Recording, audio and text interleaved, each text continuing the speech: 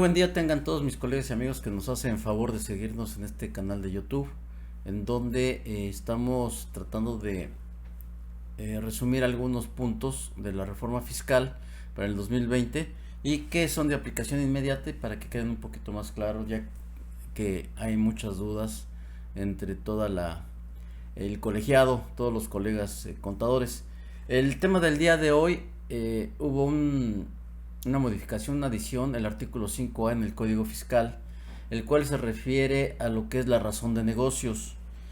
¿Cómo vamos a entender la razón de negocios?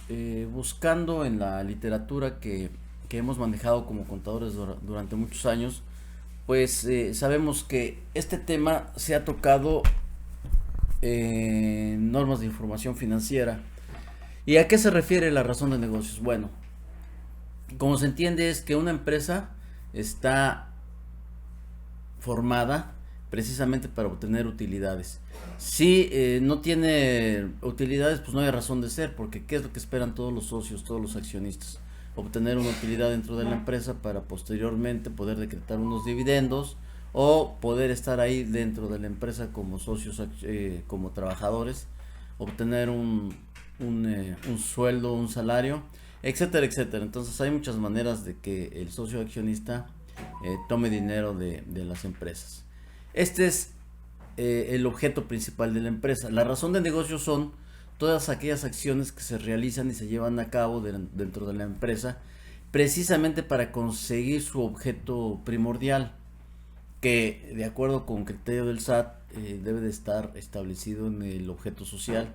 Esto se los comento para que tratemos de dejar un tanto cuanto abierto el objeto social dentro de la escritura constitutiva, a manera de evitar una serie de problemáticas, como lo vamos a comentar ahorita brevemente.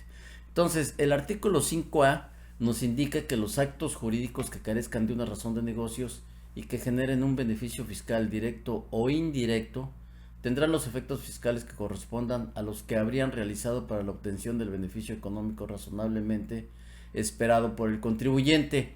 Y aquí tenemos, les voy a poner un ejemplo. Existe una empresa, estuvimos en una reunión con empresarios y con técnicos que les daban soluciones a ellos para mejorar sus empresas, y uno de ellos les sugirió a uno que trabaja en el Distrito Federal y creo que vendía primordialmente en la Merced todos los artículos de plástico, cubetas y una serie de bandejitas y etcétera, etcétera. Entonces estaban muy atrasados esta maquinaria a comparación con maquinarias de otros países, pero él no tenía la capacidad económica como para hacer un cambio radical de todo este equipo, toda esta maquinaria. Lo que le sugiere muy inteligentemente por ahí una persona, un ingeniero, es: vamos a hacerle unas adaptaciones a tu maquinaria para que pueda producir mejores productos, mayor rapidez, mejor calidad. Se le hacen las adaptaciones a la maquinaria y esto lógicamente tiene un costo. Tiene un costo que probablemente sí fue un costo fuerte inicial, y el beneficio lo vas a obtener varios años posteriores. Puede ser que a lo mejor en 6 meses, 8 meses, un año, 2 o 3 años. Esto depende de acuerdo con las ventas que tú generes, o tus canales de mercadotecnia, cómo te publicitas, etcétera, etcétera. Entonces, originalmente lo que puede pensar el SAT en este caso es que pues esas adaptaciones me las tienes que enseñar, me tienes que comprobar que te van a obtener un beneficio o una utilidad posterior. A lo mejor me la estás inventando. Necesito ver que efectivamente te prestaron el servicio, etcétera, etcétera. O sea, la autoridad fiscal va a poder hacer las presunciones que ellos quieran. Entonces hay que tener cuidado con esta situación. Les pongo este ejemplo para que entendamos lo siguiente que contiene este artículo. Dice que nos establece el mismo artículo 5A del Código Fiscal de la Federación que en el ejercicio de sus facultades de comprobación, la autoridad fiscal podrá presumir que los actos jurídicos carecen de una razón de negocios con base en los hechos y circunstancias del contribuyente conocidos al amparo de dichas facultades. Sabemos que la autoridad fiscal tiene la facultad de hacernos revisiones de gabinete, revisiones domiciliarias y ahora las electrónicas. están establecidas en los artículos 46, 48, 53 y que dentro del transcurso de estas revisiones ellos nos van dando actas y nos darán las actas, la primera acta parcial, la segunda acta parcial, en donde nos van a hacer las observaciones, qué es lo que consideran ellos que no son negocios que tengan o acciones dentro de la empresa que ellos vieron en su revisión, que no tienen una razón de negocios, que aparentemente no tienen nada que ver con la empresa. Entonces vamos a tener que comprobarles que efectivamente sí tienen que ver con la empresa. Y aquí se nos presentaban algunas dudas. Primero, no vas a tener especialistas en el SAT que sepan de todo tipo de industrias y que sepan los beneficios que vas a tener dentro de una empresa por hacer un cambio que aparentemente parece que no es un gasto normal de la operación. Yo creo que, y la problemática que hemos tenido en la vida real, es que van a revisarte los del SAT y cualquier cosa que se salga de los parámetros, que sea una conducta típica, etcétera, etcétera, ya la presumen como que no tiene nada que ver con la empresa, entonces hay que estarles probando. Entonces, esto como antecedente para ver cómo nos vamos a defender contra esas revisiones.